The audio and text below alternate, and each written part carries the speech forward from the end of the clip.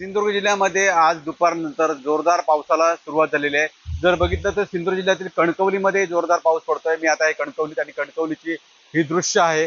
जर बघितलं तर सकाळपासून वातावरण ढगाळ होतं आणि जर बघितलं तर 2 दिवस पहाटेच्या दरम्यान सिंधुदुर्ग जिल्ह्यात पाऊस पडत होता। मात्र आज जर बघितलं तर दुपारच्या वेळेला जोरदार पावसाची सुरुवात झालेली आहे। जर बघते कशा पद्धतीने पावसाला सुरुवात झाली, त्यामुळे बाजारासाठी आलेल्या लोकांची आज तारांबळ झालेली आहे। विशेषतः सिंधुदुर्ग जिल्ह्यातील कुडाळमध्ये आज आठवड्याचा बाजार होता आणि आठवड्यासाठी बाजारासाठी आलेल्या अनेकांची धावपळ झाल्याचे दिसलं। त्याचबरोबर हापूस आंबा पीक आता जवळजवळ संपल्यात जमा होतं। मात्र जर बघितलं तर काही हापूस आंबा शिल्लक आहे। मात्र हा हापूस आता जर बघितलं तर हापूस आंब्याचं पीक पूर्णपणे आता संपणार आहे। त्याचबरोबर सिंधुदुर्ग जिल्ह्यातला पर्यटन हंगाम आहे तो सुद्धा आता संपलेला आहे। मात्र जर आज बघितलं तर दुपारनंतर कशा पद्धतीने कणकवलीमध्ये जोरदार पावसाच्या सरी कोसळतात आणि पावसामुळे जर बघितलं तर उन्हाळ्याने त्रस्त झालेल्या नागरिकांनी मात्र कुठेतरी दिलासा मिळाल्याचं पाहायला मिळतंय।